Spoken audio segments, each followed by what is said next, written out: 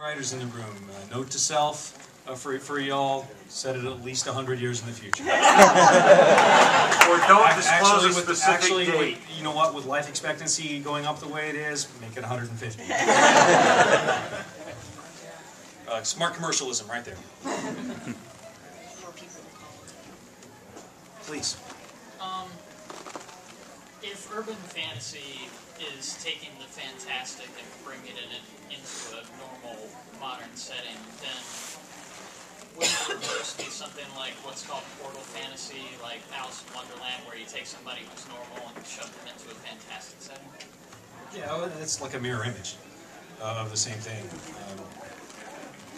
Although really, when you really get right down to it, that's a dirty trick writers have, is whenever you're writing and you want to give somebody, you want to get the reader on your side, you try and make your character as much like the reader as you can in some way. You give them something to identify with, which is why so many of us boys and young men who watched Luke Skywalker going through his fantasy universe identified with him, because we were upset at the man too. Darn you, Uncle. So when you take the regular person and pitch them into the fantasy thing, I mean, that's really, you're just using a slightly different color palette than if you're using a normal fantasy hero. Because one of the things that many writers do, is try and get that. As a writer, you want folks to identify with whoever it is who's your protagonist. You don't necessarily need them to like the guy, but you need a sense of understanding and a sense of bond between the reader and the person that you're writing.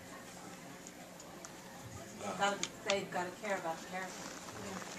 Yeah, you can love him, you can hate him, but either way, you need to create that sort of emotion. You also need somebody to explain things to, because otherwise people already in the universe are already going to know. They're not going to talk about why we carry this on the plastic bag. We have to explain it to somebody, and hence we explain it to the reader. Yes, exactly. That's a concept that I learned. It was called the joy of idiocy.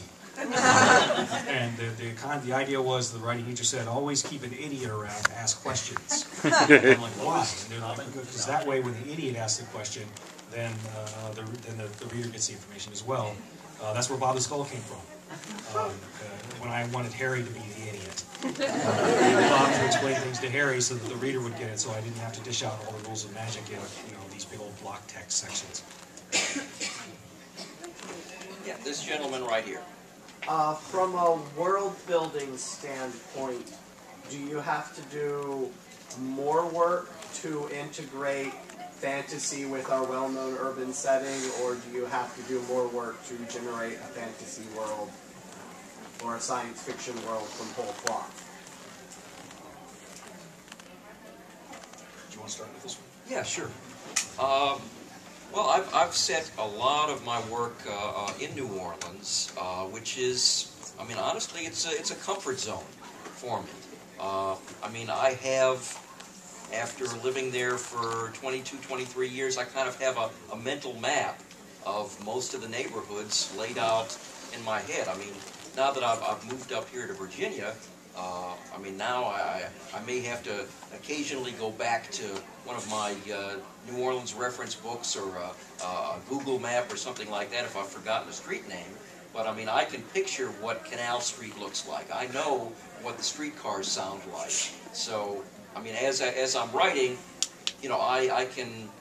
It's much quicker for me to describe the sound of a streetcar and the sensation of sitting on a swaying streetcar and going through the Garden District late at night. Whereas if I was working in an entirely secondary world, I would have to do just put in a lot more spade work and probably do for my New Orleans books. I basically don't write any notes on the setting to start out with. But if I'm inventing a world, I might have 30 or 40 pages of notes and probably have to draw maps and make myself lists of all the street names and everything, because otherwise you screw yourself up. Yeah, it's for me it's a balancing act, because on the one hand, if you're using an actual location, the information, especially, I mean, when I first started writing, and I think I wrote my first book in 1991, and when I first started writing then, there really wasn't a whole lot of internet to go look at. That wasn't until 95, 96 when you could actually start, getting on the internet all over the place.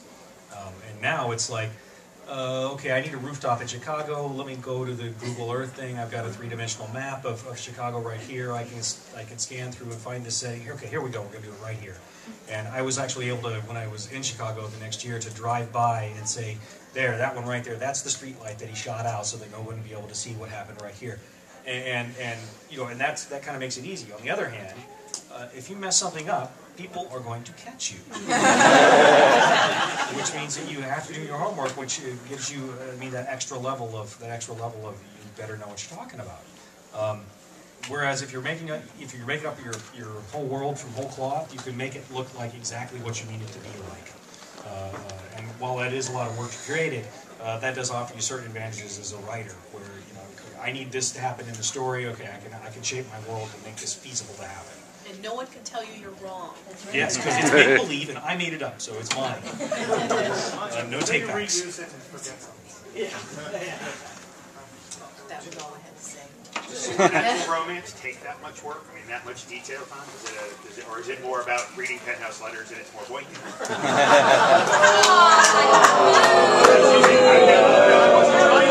No, that's a fair question, and he's allowed to ask. Actually, it took me 2 years to create the Sentinels world. So It's there's it is the same amount of detail. Yeah, I mean, there doesn't have to be, and not all romance writers do the same type of world building. They might just change a couple things, and that's cool. Everything's the same except there's time travel, or everything's the same except there's vampires, or whatever. But, I would say that there's probably the same amount of world building on both sides of the romance aisle. Sounds like there'd actually be more, because you have to make it interesting with a basic topic. Yeah. Well, I mean, I would argue that urban fantasy has to be interesting too. But yeah, so I would say, same amount of world building. Yeah.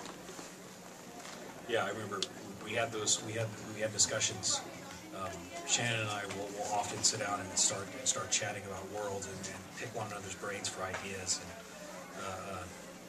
I need a good name for these guys. Going to be like that, or I thought of this great idea. I'm trying to figure out how to work it in to this story world. And I remember going over the Sentinel Wars world with her for it was about 2 years, kind of coming up with the elements that she need. And it's, as a writer, it's kind of frustrating because you've got something great rolling around in there. And it's going to come out really cool, but it's not done cooking yet. And at the end of the day, that's really kind of you stop thinking, well, no, it's just not done cooking. I can't start it yet.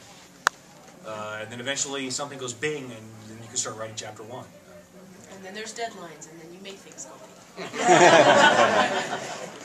Without deadlines, make a lovely wishing noise. How do you take existing mythology and then adapt it? And what decision process goes into changing what has become the cultural norm to fit your story? I like to change it enough that it's not same old, that you get some surprises. Like for instance, I do have vampires in my world, but what happens to them when they get in the sunlight is different. They don't sparkle, I promise. That kind of thing, so that's the way I handle that. Yeah, I mean, whenever you pick up a story element like that, you want to put your own spin on it, on how you use it in your story. You want to slap a thin coat of paint over it, at least before you try and from wherever you've stolen it from, before you try and resell it to the unsuspecting reader. File off the serial numbers. Yes, exactly. You got to do a little bit of work on that. But mostly, I usually try and when I have an idea for something new, I'll stop and think to myself, well, what if, what if we take the story of the 3 blind men and the elephant, and we apply it to vampires, and what can that mean? That we've got this aggregate image of vampires that is limited and skewed because we have a very we've had an odd set of an incomplete set of observations about them, so now we've got this vampire lump. It's like, okay, well, what if it worked like that? Now I can split the vampires into 3 distinct kinds of vampires that have each been encountered over the years, but nobody really knows the difference between any of them. And so we've